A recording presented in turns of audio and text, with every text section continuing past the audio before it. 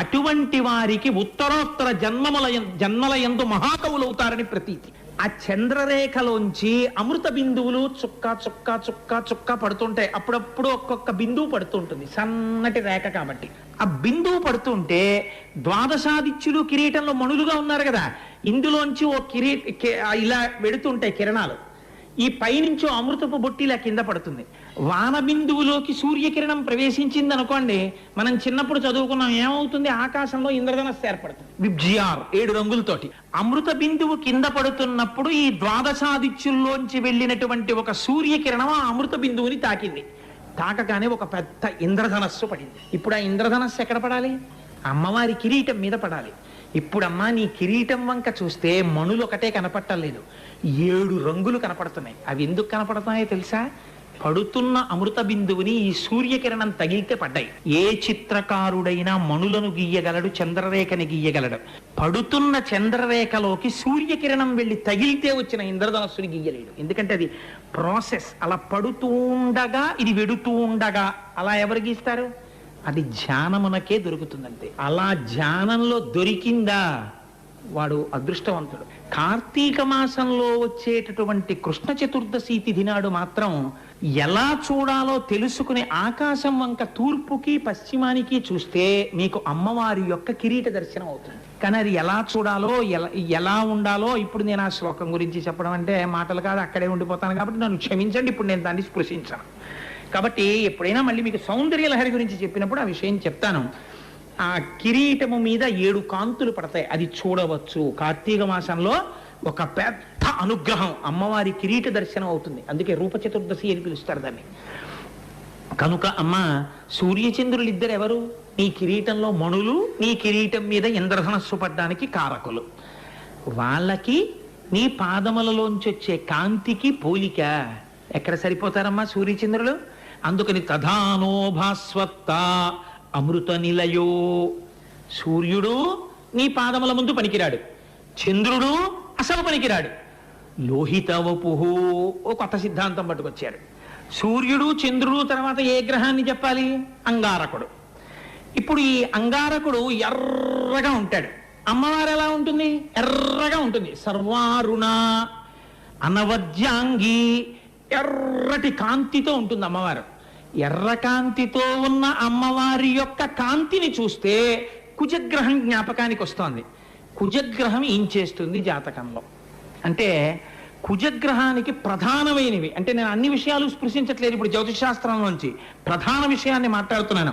కుజగ్రహం మీకు 2 గొప్ప విషయాలను ఇస్తుంది. ఒకటి, శక్తిని నింపుతుంది, శరీరమునందు శక్తిని పొందేటట్టుగా చేస్తుంది. 2, శత్రు సంహారం చేయించగలదు.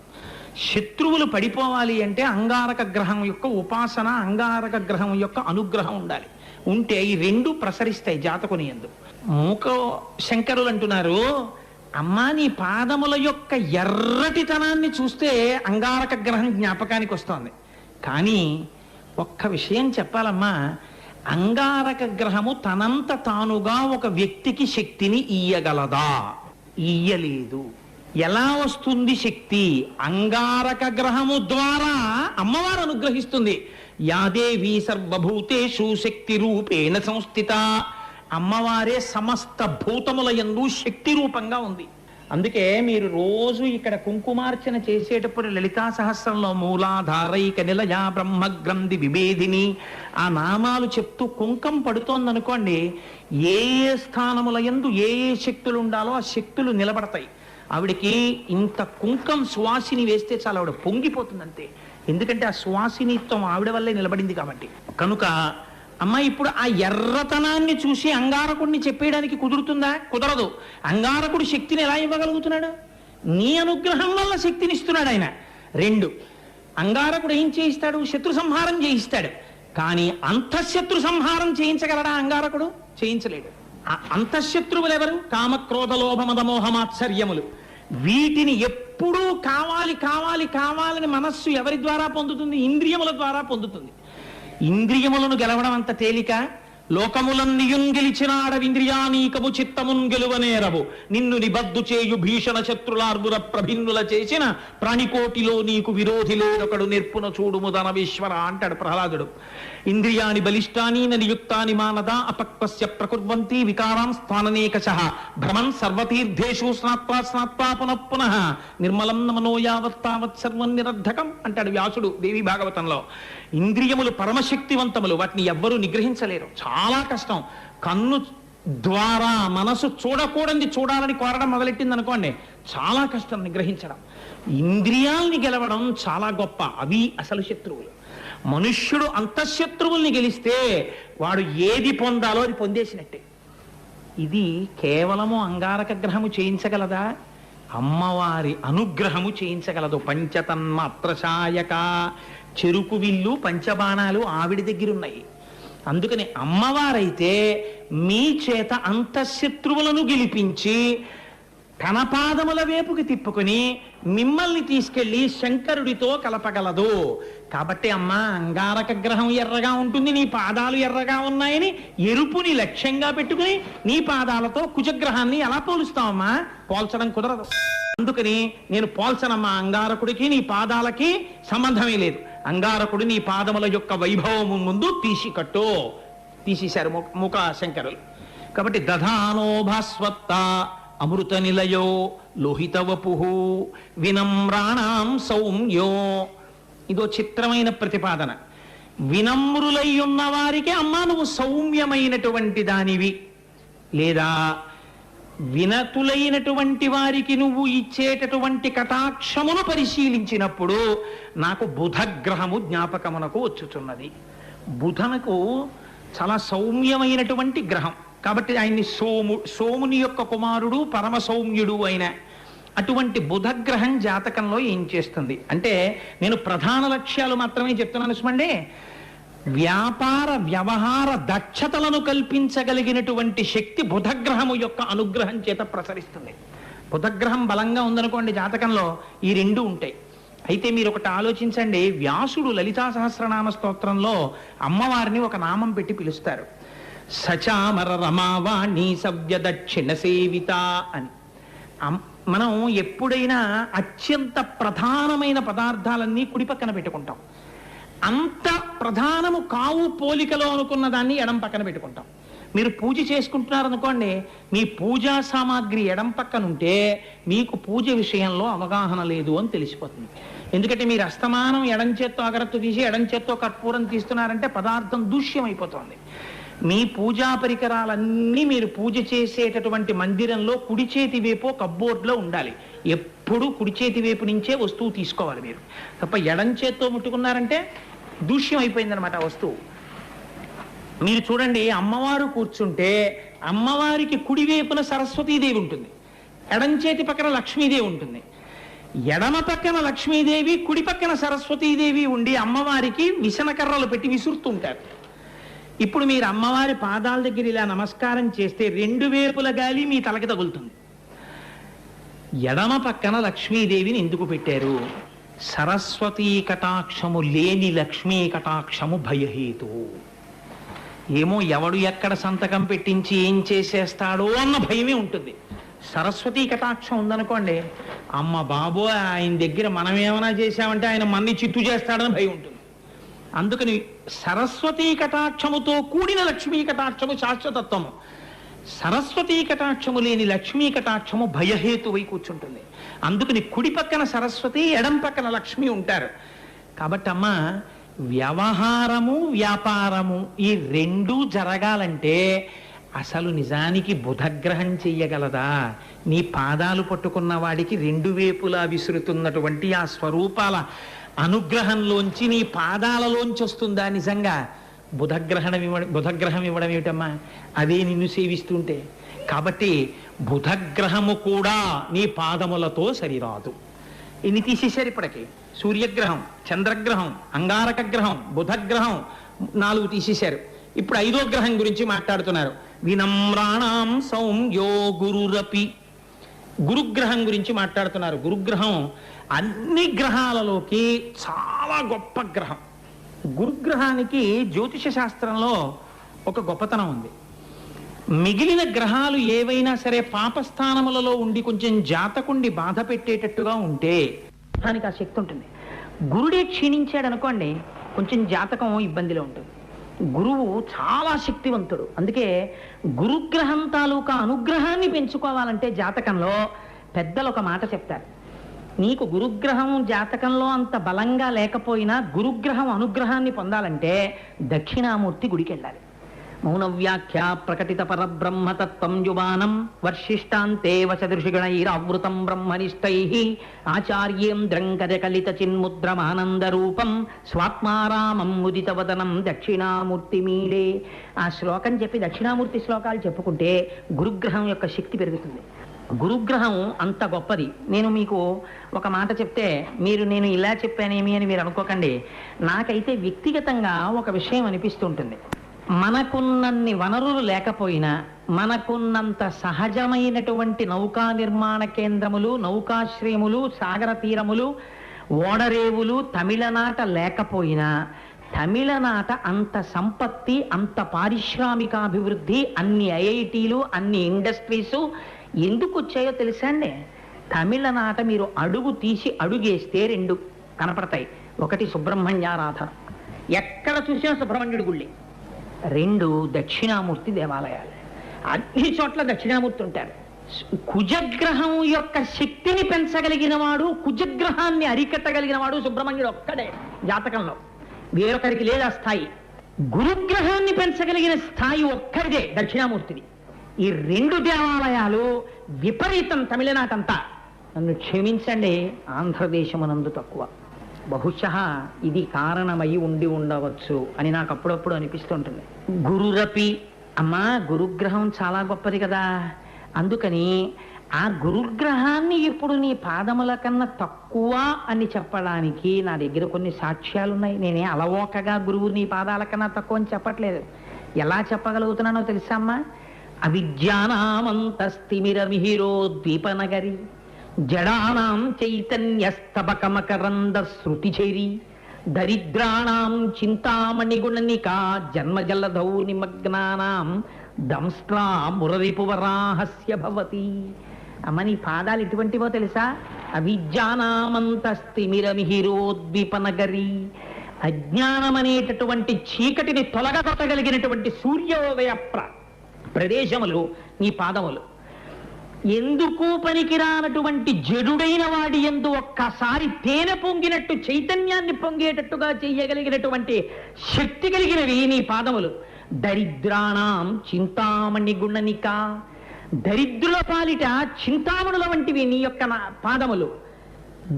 శంకరాచార్యుల వారు సౌందర్యలహరిలో ఈ మాటలు వాడడం వెనక పెద్ద రహస్యం ఉంటుంది. గుణనిక అన్న మాట ఎందుకు వాడారో తెలుసా అండి?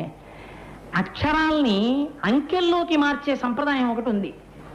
గ గుణనికలో గ అన్నదాన్ని మీరు అక్షరాల్లోకి అంకెలోకి మారిస్తే 3, న 5, గుణ న 5, ని అంటే నకారం, నకారం పూర్ణం 0, ట 1. కాబట్టి ఇప్పుడు ఎంత అయింది? 5301. అంకానాం వామతోగతి, తిరగేసి చెప్పాలి మళ్ళీ చెప్పినప్పుడు. అందుకని ఇప్పుడు 5301ని తిప్పాలి, ఇటు తిప్పి చెప్పాలి. చతుర్దశి అన్నారు అనుకోండి, 4, 10, 14. చతుర్దశి అంటే 14 అంటాం. అలా ఇప్పుడు 5301 తిరగేయండి. 1305 ఒక సాంప్రదాయం బట్టి లలితా సహస్రనామ స్తోత్రంలో ఉన్న నామాల సంఖ్య 1305. లలితా సహస్రంతో కుంకుమార్చన చేస్తే 1305 చింతామణుల అనుగ్రహం మీ మీద అందుకని అమ్మవారికి అభిషేకం, అమ్మవారికి తామర పూలతో అర్చన, అమ్మవారి కుంకుమార్చన చేసి తీరాలి. అందున శరన్నవరాత్రులు విశేషం. కాబట్టి ఇప్పుడు దరిద్రాణం చింతామణి గుణనిక. అమ్మా చింతించినంత మాత్రాన దరిద్రాన్ని తీర్చేయగలవు నీ పాదాలు. జన్మజలధౌ నిమగ్నానాం దంస్ట్రా మురరిపువరాహస్య భవతి. భవతి అయ్యున్నాయి. సంసారం అనేటటువంటి సముద్రమునందు పడిపోయినటువంటి వారిని పైకెత్తడంలో నీ పాదములు ఆదివరాహమూర్తి యొక్క కోర వంటివి, భూమండలాన్ని ఎత్తినట్టు ఎత్తుతాయి, మోక్షస్థితికి తీసుకెడతాయి. అంత గొప్పవమ్మా నీ పాదాలు. అంత గొప్పవైనటువంటి పాదములు ఇహమునందు సమస్త కోరికలు తీరుస్తున్నాయి, అంచమునందు మోక్షస్థితిని ఇస్తున్నాయి. ఎలా ఇవ్వగలుగుతున్నాయి అంటే శంకరాచార్యులు వారు సౌందర్యలహరిలో ఒక మాట చెప్తారు, మీకు కేవలం మోక్షం ఇచ్చే స్వరూపం కాదు అమ్మవారి పాదాలు. అమ్మవారి పాదములకు ఒక గొప్పతనం ఉంది. గురుగ్రహం ఎంత గొప్పదో అంతకన్నా గొప్పది అమ్మవారి పాదం. ఎందువల్ల? సాధికారికంగా అందుకని మాట్లాడారు మూకశంకరులు. సరస్వత్యా లక్ష్మ హరి విధి సపత్నో విహరతే రతి పాతివ్రత్యాం శిథిలయతురం ఏన వపుషా చిరంజీవన్నేవ క్షపితయతి పశుపాశవ్యతికరః అని పరానందాభిజ్ఞాం రసయతి రసం తద్భజనవాన్ అంటారు శంకర భగవత్పాదులు 99వ శ్లోకంలో సౌందర్యలహరిలో. అమ్మా, ఎవరైతే నీ పాదములకు ప్రతిరోజు నమస్కారం చేస్తున్నారో, నాకు వ్యక్తిగతంగా నా జీవితంలో కొందరు తెలుసు, అమ్మవారి పాదములను నమ్ముకుని ప్రతిరోజు లలితా సహస్రం ఎలా చదవాలో గురుముఖత నేర్చుకుని చదువుకుని కోట్లకి పడగలెత్తేసిన వాళ్ళు ఇవాళ నాకు తెలుసు కొంతమంది. ఒకసారి కాకినాడ వచ్చారు కూడా ఆయన. సరే, ఈ మాట ఎప్పుడైనా ప్రత్యక్షంగా ఆయన వచ్చినప్పుడే మీకు చూపించేసి పరిచయం చేస్తాను.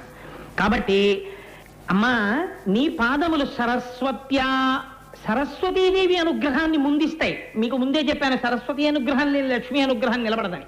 కాబట్టి సరస్వత్యా లక్ష్మ్యా, సరస్వతి అనుగ్రహం లక్ష్మీ అనుగ్రహం కలుగుతుంది నీ పాదములను నమ్మిన వాడికి. ఎలాంటి అనుగ్రహం కలుగుతుంది? మామూలు అనుగ్రహం కాదు. వాడి సరస్వతీ కటాక్షాన్ని చూసి చతుర్ముఖ బ్రహ్మగారు అనుకుంటారట, ఏమిటో నా భార్య అంటారు కానీ సరస్వతీదేవి, నా భార్య సరస్వతి అయినటువంటి ఆవిడికి భర్తనైన నాకన్నా సరస్వతీ విలాసం వీడి అందే ఎక్కువగా ఉందిరా అనుకుంటారట. శ్రీ మహావిష్ణు అనుకుంటారట, లక్ష్మీపతి అని నాకు పేరు కానీ అసలు నాకన్నా లక్ష్మీ కటాక్షం వీడి దగ్గరే ఎక్కువ ఉందిరా అనుకుంటారట. రతీదేవి అనుకుంటుందిట, మా ఆయన చాలా అందగాడు అనుకున్నాను కానీ అసలు మా ఆయన కన్నా ఈయనే అందగాడు అనుకోవడంలో ఆవిడ పాతివ్రత్యం శిథిలమైంది. అంటే ఆవిడ భర్త అయినటువంటి మన్మధుడి కన్నా అందగాడవుతట. ఇన్ని ఉన్న అర్ధాయుష్కుడైతే చిరంజీవన్నేవా, దీర్ఘాయుష్మంతుడై 3 తరాలు చూస్తాడు, పరమారోగ్యంతో ఉంటాడు. ఈ భోగాలని అనుభవించడానికి ఏంటి శరీరం కాదు.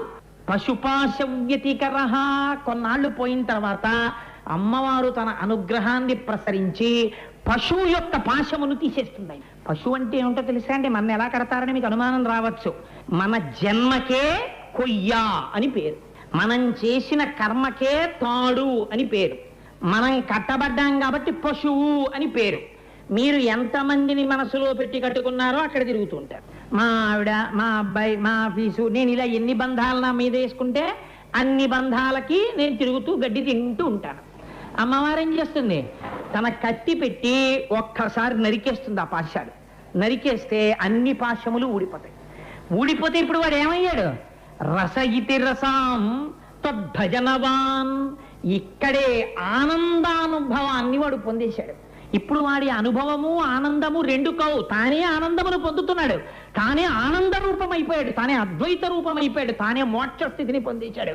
అమ్మ, నీ పాదములను నమ్మినవాడు సరస్వతి లక్ష్మీ కటాక్షములతో పాటు మన్మధుని వంటి సౌందర్యముతో దీర్ఘాయుత్వముతో చిట్ట చివర పశుపాశములు విడిపోయి మోక్ష స్థితిని పొందుతున్నాడు.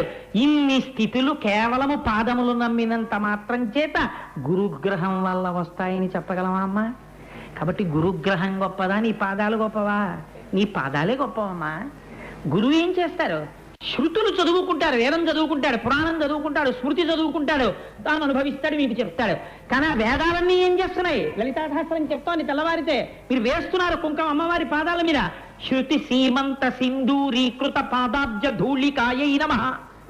ఆ వేదములనబడేటటువంటి సువాసినుల యొక్క పాపటల యందు అంటుకుంటుందిట. ఆడదాని పాపట మొదట్లో బొట్టు ఉండి తీరాలి, అలా ఉండి తీరితే భర్త పిల్లలు క్షేమంగా ఉంటారని గుర్తు. తనోతుక్షేమమ్మని శంకరాచార్యులు వారు శ్లోకం చెప్పారు దాని మీద ఏకంగా. ఇప్పుడు మళ్ళీ మనకు ఆలరంతా ఎందుకు కానండి. అందుకని ఇప్పుడు శృతులు శాశ్వతత్వం పొంది ప్రమాణం అయ్యాయంటే ఎందువల్ల? నీ పాదములకు నమస్కరిస్తే ఆ కుంకం వాటికి అంటుకుంది కాబట్టి. మీరు ఆ మాట చెప్పి రోజు కుంకం వేస్తున్నారు అమ్మవారికి కుంకుమార్చనలో. కాబట్టి శృతి సీమంత సింధూరీకృత పాదాబ్జ ధూళికాయై నమః. గురుమూర్తి గుహజన్మభూ దక్షిణామూర్తి రూపిణి అవ్యాజ కరుణామూర్తి అజ్ఞానధ్వంత దీపిక భక్తవత్సల భక్తి గమ్య భక్తివస్య భక్త ప్రియ. మీరు చెప్తున్నారు కదా ఈ నామాలన్నీ. అమ్మా నీ చరణములు గొప్పవా, గురుగ్రహం గొప్పదా? నీ చరణములే గొప్పవా అమ్మా, గురుగ్రహం కాదు. కాబట్టి ఇప్పుడు ఎన్నో ఓడిపోయాయి నీ పాదముల ముందు, ఇవన్నీ పక్కకి వెళ్ళిపోయాయి. అపి నీ పాదముల యందు గురుడే కాదు, శుక్రగ్రహం ఉంటుంది పక్కన. శుక్రగ్రహానికి గురుగ్రహం ప్రధానంగా జాతకంలో ఏమిస్తుందో తెలుసా అండి? ప్రధానంగా నీకు ఒక గృహము, దాని యందు ధనము, దాని యందు శుభము, సంతానము, ఈ 4 రావాలంటే గురుగ్రహం యొక్క అనుగ్రహం ఉండాలి. ఆ గురుగ్రహం కన్నా గొప్పది అమ్మవారి పాదం కాబట్టే కనుక గురుగ్రహము గొప్పదా, నీ పాదములు గొప్పవా? నీ పాదములు గొప్పవి. తర్వాత ఎవరు? శుక్రుడు. శుక్రగ్రహం ఏం చేస్తుంది జాతకంలో అంటే, శుక్రగ్రహం భార్య ఉండడం, సుఖమును పొందడం, వాహనములు ఉండడం, వాహనముల వలన సౌఖ్యమును పొందడం. వాహనముల వలన ప్రమాదములు కూడా వస్తాయి, వాహనం పోతే బాధ వస్తుంది. అందుకని వాహనముల వలన సౌఖ్యము, పెళ్ళవడం శుక్రగ్రహం యొక్క అనుగ్రహం. కాబట్టి వివాహము, సంగీతము, సాహిత్యము, ఇవన్నీ ఎవరి అనుగ్రహమో తెలుసా అండి? శుక్రగ్రహం యొక్క అనుగ్రహం జాతకంలో. ఇవి తప్పితే ఛార్జ్ చేయాలి వాటిని. అవి ఎలా ఛార్జ్ చేయాలో మహర్షులు చెప్పారు, మహానుభావులు. ఆ పద్ధతులలో వెళ్ళాలి, అది జ్యోతిషం అంటే. కాబట్టి ఇప్పుడు మీకు ఇవన్నీ ఉన్నాయి. ఓహో భోగం భార్య ఉంది, సంతోషం, హాయిగా పిల్లలతో అస్తమానం స్కూటర్ ఎక్కి అదే పని తిరుగుతుంటాడు. ఆ ఇంట్లో ధనం ఉంది, అదే పని భోగాలను అనుభవిస్తూ ఉంటాడు. ఏదో 4 పద్యాలు చెప్పడం వచ్చు, నాలాగా పెద్ద నోరేసుకుని అరుస్తుంటాడు. ఆచరణేది అనుష్ఠాన పర్యంతమునకు రావాలి. ఇవన్నీ అవన్నీ ఉన్నవన్నీ కూడా దేనికోసమో తెలుసా అండి? ఆ ఈశ్వరుణ్ణి పొందడానికన్నా తాపత్రయం ఇక్కడ ఉందనుకోండి. కారు ఎక్కడం తప్పని శాస్త్రం చెప్పలేదు, మీకు ఐశ్వర్యం ఉండకూడదని శాస్త్రం ఎప్పుడూ చెప్పలేదు, ఉండాలని చెప్పింది. ఎలా ఎక్కమని చెప్పిందో తెలుసా అండి? పొద్దున్న నిద్రలేస్తూ కారు ఎక్కుతూ ఇది మా అమ్మ అనుగ్రహం అని నమస్కరించాలి. అందుకని వాహన పూజ. మీరు కారులో కూర్చుని ఏసీ వేసుకుని ఇది మా అమ్మ అనుగ్రహం, ఇంతమంది ఎండలో పెడుతుంటే చెమట పట్టకుండా చల్లగా వెళ్ళేట్టు నన్ను అనుగ్రహించింది అనుకోవాలి. అందుకే కారులో అమ్మవారి ఫోటో ఉండాలి, దానికి నమస్కారం పెట్టాలి. ఆ మంచి మృష్టాన్న భోజనం చేయొచ్చు, మా అమ్మ పెట్టింది అనాలి. ఇవన్నీ శుక్రగ్రహం వల్ల వస్తున్నప్పుడు అనుభవించడం కాదు, అనుభవిస్తూ ఈ సంగీతము, ఈ సాహిత్యము, ఈ ధనము, ఈ వైభోగము. భార్య దేని కొరకు ఉండాలి? ధర్మపత్ని అయి తాను పుణ్యాచరణము చెయ్యడానికి పక్కన ఉండాలి, యజ్ఞం చేయడానికి పక్కన ఉండాలి. సంతానము దేనికి పక్కన ఉండాలి? తాను తనకి 70వ పుట్టినరోజు వస్తే 69వ పుట్టినరోజు 69 పట్టు పంచెలు దానం చేస్తుంటే కొడుకు కోడలు పక్క నుండి దానం చేయించడానికి పనికి రావాలి, కొడుకులు కోడళ్ళను. అలాగే రేపొద్దున్న ఇంట్లో ధనం ఉంటుంది, దేనికి పనికి రావాలి? అయా శరన్నవరాత్రులు చేస్తున్నారు, ఒకరోజు ప్రసాదం మేము పెడతాం తీసుకోండి అనగలగాలి. అంటే విరాళాలు అడుగుతున్నారా అనుకోకండి, ఒక ఉదాహరణ చెప్పాను. కాబట్టి అనగలగాలి, దానికి ధనం పనికి రావాలి. లేకపోతే ఎందుకు? ఇంకా దాచుకున్న తామర పువ్వు అయిపోతారు మీరు. ముడుచుకుపోతుంది రాత్రి హేరపడే. సృజయతు సమంతౌ సృజయ, శంకరాచార్యులు వారు చెప్పారు కదా ఇంతకుముందు చెప్పిన శ్లోకంలో.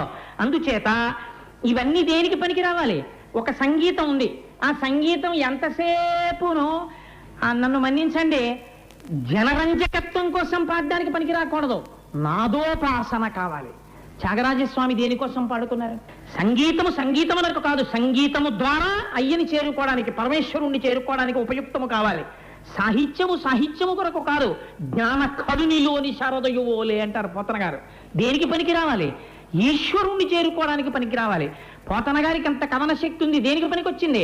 అమ్మని అడిగారు, అమలగన్నయమ్మ ముగురమ్మల మూలపుటమ్మ చాలా పెద్దమ్మ సురారులమ్మ కడుపారడి బుచ్చినయమ్మ నిన్ను లోనమ్మిన మెల్పుటమ్మల జగమ్మల నిన్ను లోనమ్మిన వేల్పుటమ్మల మనంబున ఉండడి అమ్మ దొడ్డ మాయమ్మ కృపాబ్ధినిచ్చుట మహర్త కవిత్వ పటుత్వ సంపదల్. ఆంధ్రానువాదం చేయించిందా లేదా? పోతన గారి చేత మహాభాగవతాన్ని చేయించిందమ్మా. ఒక త్యాగరాజస్వామి వారు జీవబ్రహ్మైక్య సిద్ధి పొందారా లేదా? పొందారు. ఒక అన్నమాచార్య స్వామి కీర్తనలు చెప్పుకుని వెంకటేశ్వర పరబ్రహ్మంలో కలిసిపోయారా లేదా? కలిసిపోయారు. ఒక పురంధరదాస్ గారు కలిసిపోయారా లేదా? కలిసిపోయారు. ఒక రమణ మహర్షి గిరి చుట్టూ తిరుగుతూ ఆ ఈశ్వరుణ్ణి భర్తగా తను ప్రియురాలుగా అరుణాచల మనమాల చెప్పుకుని అరుణాచలంలో కలిసిపోయారా లేదా? కలిసిపోయారు. అందరి ఉపాసనలు ఏ ఉపాసన అయినా దేనికి వెళ్ళిపోయింది? కామోత్కంఠత గోపికల్ భయమునన్ కంసుండు వైరక్రియా సామాగ్రించి చుపాల ముఖ్య నృపతులు సంబంధులై వృష్ణులున్ ప్రేమన్ మీరలు భక్తి మేము ఇది చక్రింగంటి మెట్లైన రుద్ధామధ్యాన గరిష్ఠులైన హరిచందన్ వచ్చు ధాత్రీశ్వర.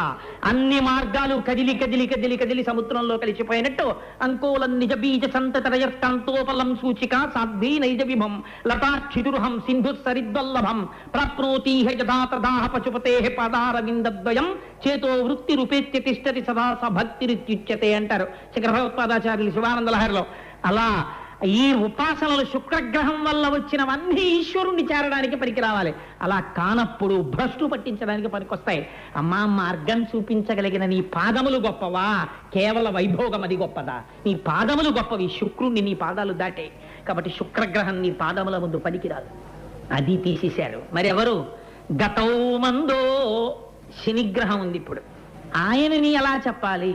శనేశ్వరుడు అంటాం మనం. ఆయన చాలా గొప్పవాడండి, ఆయన గురించి తక్కువ చేసి మాట్లాడకూడదు ఎప్పుడు కూడా. ఆయనకి శనేశ్వరుడు అని ఎందుకు పేరు? శనేహి శనేహి చరహ. ఆయన మెల్లమెల్లగా మెల్లమెల్లగా నడుస్తాడు కాబట్టి ఆయనకి శనేశ్వరుడు అని పేరు. ఆయన ఆయుర్దాయాన్ని, ప్రాణహానిని, మృత్యువుని, అధర్మాన్ని, పాపజీవనాన్ని శాసనం చేస్తాడు. కాబట్టి అమ్మా, నేను పతితుణ్ణి కాకుండా పాపజీవనం వైపుకి వెళ్లకుండా నాలో అసలు ఈయన ఇలా అవుతారని మేము ఎప్పుడు అనుకోలేదండి. ఎలా అయిపోయాడండి ఈయన ఇలాగా అనుకుంటాం మనం కొంతమంది వ్యక్తుల్ని చూస్తే. అంటే ఆయన యందు ఎవరి అనుగ్రహం ప్రవర్తించిందో తెలుసండి? అమ్మవారి అనుగ్రహం ప్రసరించింది. ప్రసరించి రాయి రాయి అనుకున్నది రాయి కాదు రా, నీవు రాయన్నది ఒకనాటికి రత్నమవును రాయిపోయింది. కాబట్టి అలా అయిపోయింది అంటే ఎవరి అనుగ్రహం? అమ్మవారి అనుగ్రహం. కాబట్టి అమ్మ, శనైశ్చర గ్రహము వలన కలిగేటటువంటి పాప భూయిష్టమైనటువంటి జీవితమునందు విరక్తి ఉదయించి గతౌ మందో. అమ్మా, మందంగా నడుస్తాడు శనైశ్చరుడు. నువ్వు మరాళి మందగమన ఆ నామం చెప్పేటప్పుడు బాగా జ్ఞాపకం పెట్టుకోండి. మరాళి మందగమన అని విడదీసి చదవకూడదు ఎప్పుడు. మరాళి మందగమన అని కలిపి చదవాలి. గతౌ మందో. అమ్మా, నీ మెల్లమెల్ల మెల్లమెల్ల నడకలు చూస్తూ ఉంటే నీ నడకలు చూసి అలా నడవడం నేర్చుకుందామని పక్కన హంసలు తిరుగుతుంటాయి. అంటే ఏమైంది? అమ్మా, నీ యొక్క మందమైన గతి యందు నాకు శనైశ్వరుని యొక్క మందగతి జ్ఞాపకానికి వస్తోంది. కానీ ఆయన ఇచ్చేటప్పుడు కొంచెం కఠినమైనటువంటి పరీక్షలను పెడుతూ ఉంటాడు. కానీ నువ్వు అనుగ్రహంగా మార్చి దాన్ని జీవితం మారి ఉత్కృష్టమైన స్థితి వైపుకు వెళ్ళేటట్టుగా తిప్పేస్తావు. కాబట్టి అమ్మా, నువ్వు గొప్పదానివి కదా శనైశ్చరుడి కన్నా. గతౌ మందో తమకేతుర్మాత. అమ్మా, నిన్ను చూస్తుంటే నాకు నీ పాదములను చూస్తుంటే ఏం గుర్తొస్తుందో తెలుసా? రాహుకేతు గ్రహాలు జ్ఞాపకానికి వస్తున్నాయి. రాహుగ్రహం చీకటిని సూచిస్తుందంటే అజ్ఞానాన్ని. ఆ అజ్ఞానం రాహుగ్రహం అయితే ఆ అజ్ఞానాన్ని తొలగతొయ్యడం నీ పాదముల యొక్క కర్తవ్యం. కాబట్టి రాహుగ్రహం కన్నా నీ పాదం గొప్పది కదా. కేతుగ్రహం ఏం చేస్తుంది? తీర్థయాత్ర, వైరాగ్యము, జ్ఞానము, మోక్షము, ఈ 4 కేతుగ్రహం ఇస్తుంది. ఈ 4 ఇయ్యగలిగినటువంటి కేతుగ్రహం మోక్షమును ఎవరివ్వగలరు? కేవలం ఒక గ్రహం ఇవ్వగలరా? అమ్మవారు కేతుగ్రహము ద్వారా ఇస్తోంది మోక్షస్థితిని. కాబట్టి అమ్మ, ఆ కేతుగ్రహము ద్వారా మాకు ఇన్ని పుణ్యముల పంట మాకు ఇస్తున్నది ఎవరు? నువ్వు. కాబట్టి ఇప్పుడు చెప్పమ్మా, నిన్ను నేను ఏమని పిలుస్తానో తెలుసా? ఇది మూకశంకరుల యొక్క గొప్పతనం. గంగాధర మహిషి. ఇప్పుడు మామూలు పేరు పెట్టి పిలవాల. అమ్మా, నువ్వు గంగాధరుని భార్యవి అన్నారు. ఏ అలా పిలవడం ఎందుకు? ఆవిడికి పేరు లేదేమిటి? ఓ కోటేశ్వరరావు గారి భార్య అంటే సంతోషిస్తే మంచిదే. ఏం నాకు పేరు లేదా అందనుకోండి మా ఆవిడ, అప్పుడు ముందు తలంచుకోవలసిన వాడిని నేను కదా. ఇప్పుడు అమ్మవారిని ఇంత గొప్పతనం చెప్పి అమ్మ హిమగిరి సుతే అనొచ్చు కదా. ఇలా అంటలేదు మూకశంకరులు. గంగాధర మహిషి, గంగాధరుడి భార్య అని పిలుస్తున్నారు. అదేమిటి మళ్ళీ ఆళ్ళరేమిటి? ఇంత గొప్పదానికి ఈవిడికి లేవేమిటి పేర్లు? ఆయనతో కలిపి చెప్తే ఆవిడ పొంగిపోతుంది. ఇంత గొప్పతనం ఉన్నా అమ్మా నువ్వు గంగాధర మహిషివి, మా ఆయనతో కలిపి చెప్పాలన్నాను. ఇది ఆవిడ పాతివృత్యం. ఇప్పుడు మీరు ఈ శ్లోకం వింటుంటే ఆవిడ ఎంత పొంగిపోయి ఉంటుందో తెలుసా అండి. అక్కడ అంత పొంగిపోతుంది ఆవిడ. గంగాధరుడనే ఎందుకు వేశారు? ఏ పరమశివ మహిషి అనకూడదా? ఆయన గంగని పట్టాడు. గంగని పడితే ఏమైంది? అంతకుముందు గంగకి లేని ఉత్కృష్టత గంగకు వచ్చింది. ఆకాశంలోంచి గంగ కింద పడుతుంటే రంగతుంగ తరంగ సంఘములతో రంజిల్లు ఘోషంబుతో బంగారంబగు పొంగుతో నురగతో పువ్వాట తుంపర్లతో భంగులు తలుపుతో జంఘలించి తన భోభాగము నుండి జారం గంగమ్మను దల్చితే శరమణం రంజిల్లుతున్ శంకర. నురగలతో పాములతో రాక్షసులతో మొసళ్లతో తుంపర్లతో పైనుంచి కింద పడిపోతున్న గంగని కపర్దీయని పెద్ద జటాజూటం విప్పి పట్టినటువంటి శంకరుడి యొక్క శిరస్థానమునందు గంగ పడి ఆయన శరీరమును తాకి కింద పడుతుంటే భవాంగ పతితంతో ఎం పవిత్రమితి స్పృశో అన్నారు వాల్మీకి. పరమశివుడి ఒంటికి తగిలింది కాబట్టి గంగకి పవిత్రత వచ్చింది. ఆ గంగలో మునక వేస్తే మీకు మళ్ళీ పుట్టవలసిన అవసరం లేకుండా పోయింది. సమస్త పాపాలు పోయాయి. దేనివల్ల? ఆయన శరీరానికి తగలడం వల్ల. అటువంటి వాడు ఉత్సాహపడిపోతాడు నిన్ను చూస్తే. ఎంత గొప్పదానివమ్మా! ఆయన ఎలా కష్టాల్ని తీసేసి పాపాలన్నింటినీ కడిగేసే గంగనిచ్చాడో అలా నీ పాదములు ఇన్ని కష్టాల్ని సుఖాల రూపంలో పాడు చేసేవి ఇన్నింటినీ తీసేసి సక్రమ మార్గంలో తిప్పేసే నీ పాదాలు కూడా గంగలాంటివే, గంగస్థానం లాంటివే. ఆయనకి తగిన భార్యవమ్మ గంగాధర మహిషి. కాబట్టి అన్ని బానే చెప్పావు, కానీ ఏమడుగుతున్నావు నన్ను అయితే? కామాక్షి అమ్మా, ఇప్పుడు నేను చెప్పింది విని ఒక్కసారి నువ్వు ఓహ్ అని ఇలా నా వంక చూడు చాలు. అచ్చి ఆ కళ్ళతో ఇలా చూసావనుకో, అంతే, నా కోరిక తీరిపోయినట్టే. ఇంకా నన్ను గ్రహాలు ఏం చేయలేవు. నవగ్రహ కవచం కట్టుకున్న కాళహస్తీశ్వరుడు ఎటువంటి వాడో, నీ పాదముల యందు గ్రహాల్ని నేను ఇలా స్తోత్రం చేసినప్పుడు ఈ గ్రహముల వలన నా కుటుంబం దెబ్బ తినకుండా బాధపడకుండా పడినా చిన్న బాధతో తప్పి రక్షింపబడతామమ్మా. తవచరణ పద్మో విజయతే. అమ్మా, అటువంటి నీ పాద పద్మములు సర్వకాలముల యందు విజయమును పొంది మమ్మల్నందరినీ కూడా ఈ భవసాగరము నుండి ఉద్ధరించి కాపాడి మమ్మల్ని అందరినీ ఉపచేయుగాక. అందుకని 9 గ్రహముల కన్నా ఈ పాద పద్మములు గొప్పవని నేను తీర్మానం చేస్తున్నానని అమ్మవారి పాదముల వంక చూస్తూ ఆ మణిమంజీరములతో లత్తుకతో ఆ చక్కటి మట్టెలతో ఉన్నటువంటి అమ్మవారి పాదాల వంక చూస్తూ శంకర భగవత్పాదులు అంటారు ఒక శ్లోకంలో ఎంత ఆర్తితో అన్నారు. కాబట్టి చూడండి, శంకరులు అంటారు కదాకాలే మా కదయ కలిత లక్కరసం పిబేయం విద్యార్థి తవ చరణ నిర్ణే జల జలం ప్రకృత్యామూకానామపి చ కవిత కరణతయా కథా దత్తేవాణి ముఖ కమలతాంబూల రసతాం. సరస్వతీదేవి తాంబూలం వేసుకున్నప్పుడు నోటిలోంచి ఊరినటువంటి ఎర్రని జలము తాగినటువంటి వాడు ఎటువంటి స్థితిని పొందుతానని అందరూ అనుకుంటారో అంతకన్నా గొప్పదేదో తెలుసా అమ్మా? మానసికంగా ఒక బంగారు పళ్ళ్యాన్ని తెచ్చి నీ పాదాల కింద పెట్టి వెనకాతలే ఉంది లత్తుక పెట్టుకున్నటువంటి పాదాలతో ఆ మంజీరాలతో ఇక్కడే ఉంది బాలాస్వరూపం. కనుక అమ్మా, నీ చరణ పద్మముల కన్నా ఈ నవగ్రహములు గొప్పవి కావు. కాబట్టి నీ పాద పద్మములకు నమస్కరిస్తే ఈ 9 గ్రహములు కూడా ఆనుకూల్యతని పొంది మా పట్ల ఒకవేళ వ్యగ్రతతో ఉన్నా అవి తగ్గి మా పట్ల గౌరవంతో మమ్మల్ని బాధించకుండా ప్రవర్తిస్తాయని మూకశంకరులు మనకందరికీ ఒక రక్షా కవచం కట్టేసి ఒక రక్షాబంధనం కట్టేసినటువంటి మహత్తరమైనటువంటి శ్లోకం. 9 గ్రహముల వ్యగ్రతని తగ్గించి మంచి గ్రహాల శక్తిని పెంచాలంటే ఎంత పెద్ద క్రతువు మీరు చెయ్యాలి, ఎంత పెద్ద పెద్ద జపాలు చేయించాలి.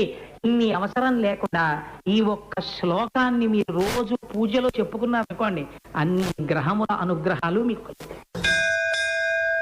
సర్వం